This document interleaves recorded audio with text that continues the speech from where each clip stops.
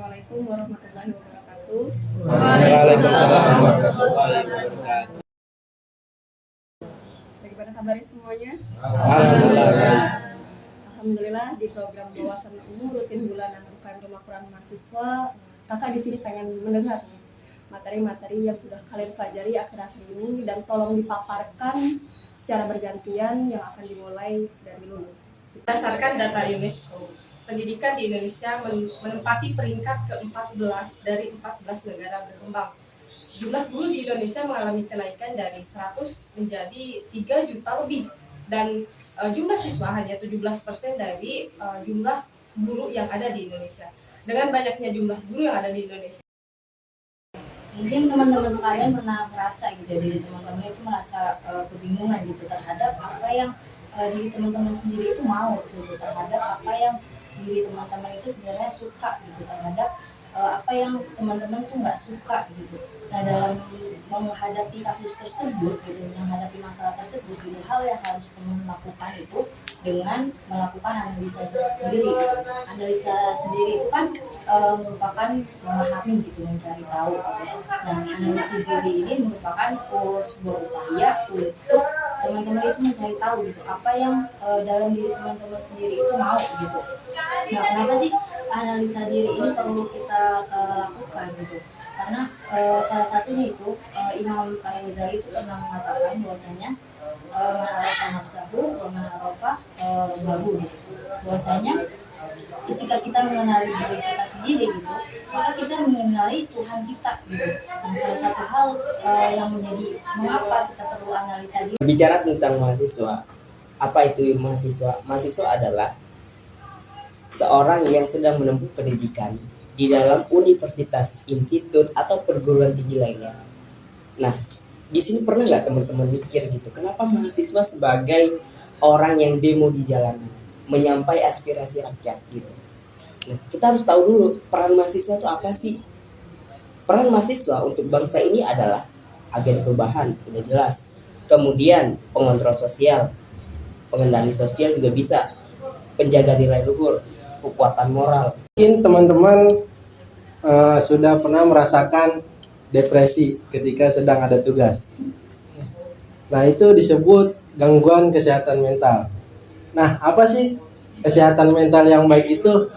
Kesehatan mental yang baik itu adalah ketika suasana batin kita terasa tenang, tentram, dan nyaman, sehingga kita bisa melakukan atau menikmati kehidupan kita sehari-hari dan bisa menghargai orang lain yang ada di sekitar kita.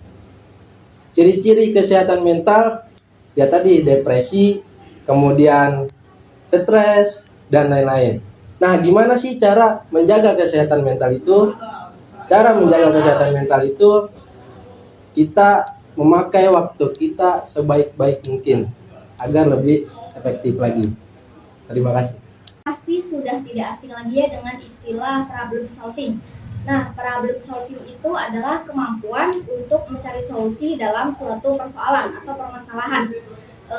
Seperti yang Hafiz katakan tadi, salah satu skill yang harus dimiliki oleh mahasiswa sebagai agent of change adalah problem solving itu sendiri. Karena dimana nanti ketika kita terjun ke dalam masyarakat, kita akan dihadapkan dengan berbagai persoalan. Contohnya seperti ketika kita melakukan pengabdian masyarakat di 3 daerah yang berbeda. Di situ pula terdapat 3 permasalahan juga yang berbeda dari desa tersebut. Di antaranya permasalahan dalam pendidikan, ekonomi, akses jalan, dan lain-lain lagi.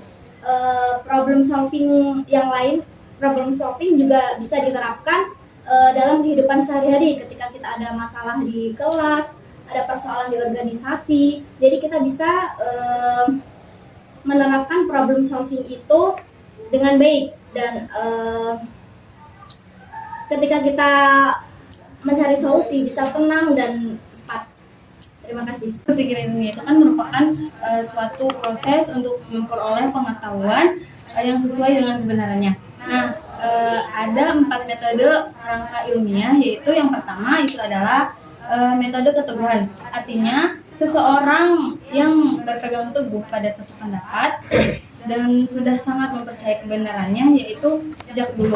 Nah, metode yang kedua itu adalah metode otoritas, merupakan sesuatu yang sudah diyakini kebenarannya dengan cara merujuk pernyataan orang yang dianggap ahli atau memiliki otoritas.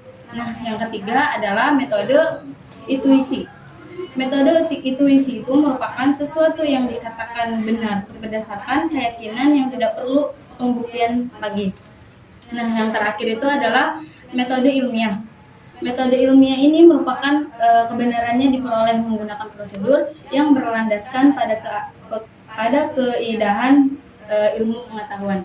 Baik, terima kasih. Karakter building, yaitu kita tahu bahwa karakter itu yaitu karakter secara utuh, pembentukan karakter secara utuh. Kita sering mendengarkan bagaimana sih cara menjadi tahu tentang sosok kita, diri kita sendiri. Itu ada yang pertama itu dari pribadi dan yang kedua itu dari sosial. Yang pribadi itu bisa membentuk karakter itu yaitu dari kejujuran. Orang menilai kita dari kejujuran kita, dari kejujuran dalam bersikap, ucapan maupun perbuatan. Dan yang kedua itu adalah disiplin. Ketika menjadi pemimpin, yang dinilai dari kita itu adalah disiplin kita, disiplin manajemen waktu kita, dan disiplin bagaimana cara kita mengolah apa yang telah kita tetapkan. Yang ketiga itu adalah tanggung jawab. Tidak semua orang itu bisa bertanggung jawab. Contohnya nih, ketika dia sudah memimpin dan mengambil satu keputusan, itu akan dinilai bagaimana dia menyelesaikan permasalahan tersebut. Dan banyak sekarang pemimpin yang berani mengambil tindakan tetapi tidak menyelesaikan. Contohnya juga mahasiswa. Mahasiswa ketika sudah mengambil satu judul dalam kuliahnya, dia akan berpikir bahwa ketika semester selanjutnya bahwa saya salah mengambil jurusan. Itu sebenarnya harus diselesaikan ya, karena itu kan tindakan dari kita sendiri. Dan juga dari sosial. Dari sosial kita sebenarnya kalau dari pembentukan karakter itu dari teamwork. Dari teamwork itu kita bisa dari pendapat teman ataupun segala macam. Ketika kita dibentuk dalam satu instansi atau kelompok, itu yang dituntut ketika menjadi seorang pemimpin itu adalah tanggung jawab dan bagaimana cara kita memimpin kelompok kita tersebut. Apa itu leadership atau kepemimpinan? Pemimpin adalah seseorang yang mengatur dan mengarahkan anggotanya guna untuk mencapai tujuan bersama. Kepemimpinan adalah sikap seorang pemimpin mampu mempengaruhi, mengatur, mengarahkan anggotanya guna untuk mencapai tujuan bersama. Ketika kita seorang pemimpin mampu mengatur ego dalam sebuah anggotanya, dalam sebuah organisasi, maka semua hal yang dijalaninya akan mudah. Karena mengedepankan kebersamaan. Ketika kita menjadi seorang pemimpin, kita perlu memperhatikan kesejahteraan bawahan kita dan mengapresiasinya. Kepemimpinan adalah seni memimpin yang dimana seorang pemimpin mampu memimpin tanpa ada rasa paksaan dari bawahannya, dari anggotanya, dan mampu membangkitkan semangat anggotanya. Sekian, terima kasih. Berbicara tentang pengertian teknologi ialah penerapan ilmu-ilmu, perilaku, serta alam dan juga pengetahuan lain dengan cara bersistem serta mensistem untuk memecahkan masalah manusia.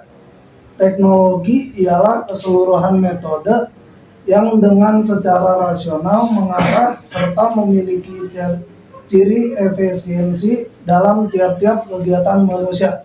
Sekiranya itu saja.